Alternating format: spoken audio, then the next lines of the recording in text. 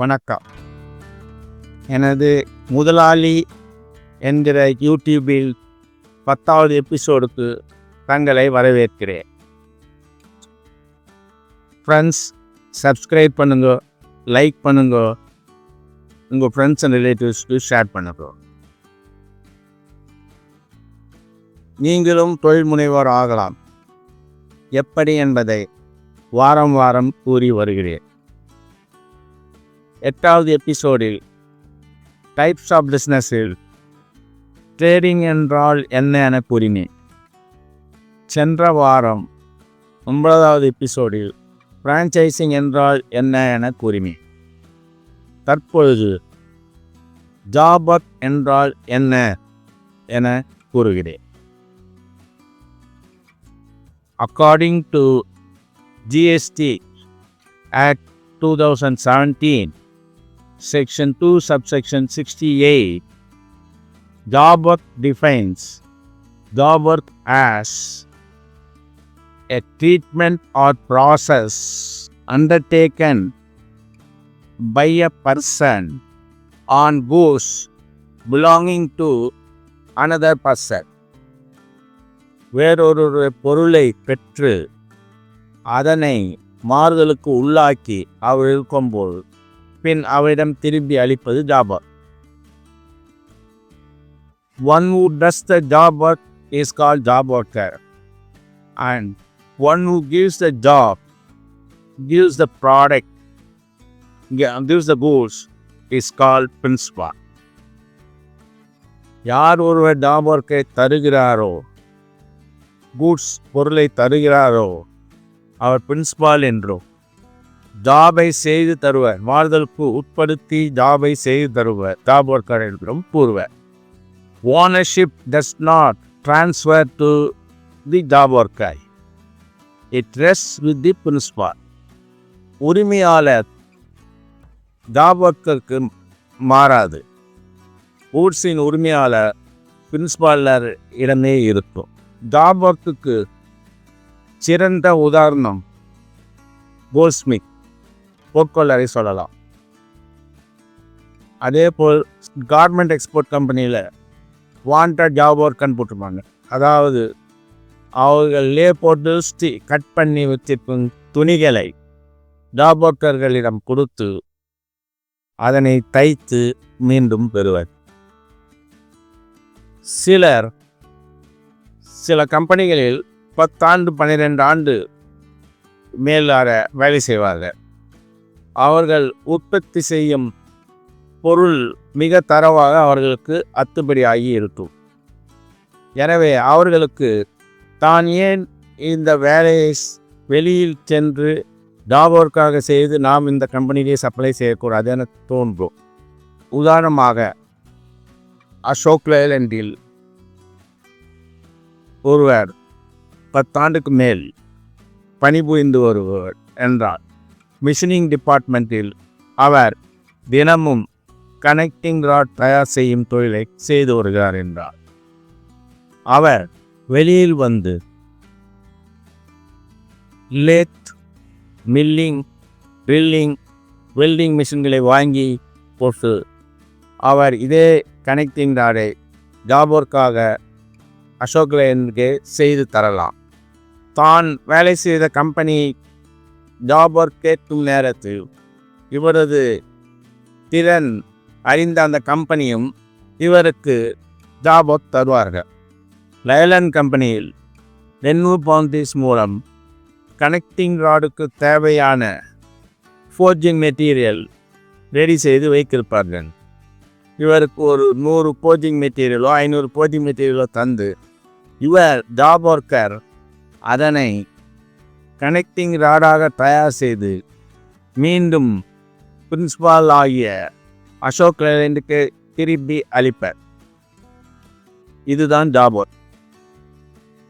ஒரு பொற்கொள்ளர் நகைக்கடைக்காரரிடம் இருந்து தங்கத்தை பெற்று அவர் விருப்பம் போல் நகைகளை செய்து திரும்ப நகைக்கடைக்காரரிடம் ஒப்படைப்பது ஜாப் ஒர்க் ஆகும். சோலார் இண்டஸ்ட்ரியில் சோலார் லேண்டனுக்குரிய உதிரி பாகங்களை ஜாப் ஒர்க்குக்கு அளித்து ஜாப் ஒர்க்கர் அதனை சோலார் லேண்டனாக அசம்பிளிங் செய்து திரும்ப அந்த சோலார் கம்பெனிகிட்ட அளிப்பார். ஆகியவையெல்லாம் ஜாப் ஒர்க் ஆகும். டெக்னீஷியன்களுக்கு இந்த ஜாப் ஒர்க் என்பது மிகப்பெரிய வரப்பிரசாதம். ஏனெனில் ஜாப் ஒர்க்கர்களுக்கு ஒர்க்கிங் கேபிட்டல், மிக அதிக ஒர்க்கிங் கேபிட்டல் தேவைப்படாது. ஏனெனில் ரா மெட்டீரியல் இன்வெஸ்ட்மெண்ட் இருக்காது. ஆகையால் மிஷினரி அண்ட் எக்யூப்மெண்ட்டுக்கு தேவையான கேபிட்டலை, முதலீடை தயார் செய்து இவர்கள் தொழில் ஆரம்பிக்க முடியும். லெஸ் கேபிட்டலையே ஜாப் ஒர்க் செய்ய முடியும். ஆனாலும் சில தொழில் ஆரம்பிக்க அஞ்சுவார்கள். காரணம், அவர்களுக்கு எப்படி ஆரம்பிப்பது என தெரியாது. ஆகையால் தான் நான் 2013ஆம் ஆண்டு சிறு தொழில் தொடங்கும் வழிமுறைகள் என தமிழிலும், waste to start a small scale industry என ஆங்கிலத்திலும் இருமொழி புத்தகமாக வெளியிட்டேன். அதன் பின் செமினார்களும் நடத்தினேன். 10வது 12வது படித்து தொழிலாளியாக இருக்கும் தொழிலாளர்களும் தொழில் முனைவோர் ஆக வேண்டும் என்பதுதான் எனது எண்ணம். ஆகையால் தான் இந்த முதலாளி என்ற யூடியூபை ஆரம்பித்து வாரம் வாரம் தொழில் தொடங்குவது எப்படி என்பதனை கூறி வருகிறேன். ஜாப் ஒர்க்கருக்கு நான் கூறுவது, நீங்கள் ஒரு சிறப்பான பொருள் தயாரிப்பாளராக இருந்தால் நீங்கள் தயாரிக்கும் ப்ராடக்ட்டுக்கு தேவையான மிஷினரி அண்ட் எக்யூப்மெண்ட்களை மட்டும் வாங்கி ஒரு வாடகை இடத்திலோ சொந்த இடத்திலோ போட்டு மின் இணைப்பு பெற்று, பேன் கார்டு பெற்று, MSME ரிஜிஸ்ட்ரேஷன், அதாவது உதயம் சர்டிஃபிகேட் பெற்று வங்கியில் உங்கள் தொழில் நிறுவனத்தின் பெயரிலேயே கரண்ட் அக்கௌண்ட் ஓப்பன் செய்து தொழிலை ஆரம்பித்து நடத்தலாம். GST 20 lakhs வரைக்கும் பர் இயர் எக்ஸாம்ஷன் இருக்குது. உங்களுக்கு தேவைப்படும் வகையில் நீங்கள் GST தேவைப்பட்டால் ரிஜிஸ்டர் செய்து கொள்ளலாம். ஜாப் ஒர்க் பணத்தை பெற்று வாடகை, சம்பளம், EB சார்ஜ் ஆகியவைகளை பட்டுவாடா செய்யலாம். ஜாப் ஒர்க் பணத்தை கம்பெனியை தான் போட வேண்டும். ஜாப் ஒர்க் பணத்தை சொந்த சுய செலவுக்கு பயன்படுத்தக்கூடாது எனில் ஃபெயிலியர் ஆக சான்ஸ் இல்லை. ஒர்க் கான்ட்ராக்ட் என கேள்விப்பட்டிருப்பீர்கள். ஒர்க் கான்ட்ராக்டும் ஜாப் ஒர்க்கும் ஒன்றா என்றால் இல்லை. ஜாப் ஒர்க் வேறு, ஒர்க் கான்ட்ராக்ட் வேறு. ஒர்க் கான்ட்ராக்ட் என்பது அரசாங்கம் ஒரு ஏரிக்கரை வலுப்படுத்துவது, ரோடை சரி செய்வது ஆகியவையெல்லாம் கான்ட்ராக்டை கொடுப்பது ஒர்க் கான்ட்ராக்ட். அது ஒரு இம்மூவபிள் ப்ராப்பர்ட்டியோடு சம்மந்தப்பட்டது. ஜாப் ஒர்க் என்பது மூவபிள் கூட்ஸோடு சம்மந்தப்பட்டது.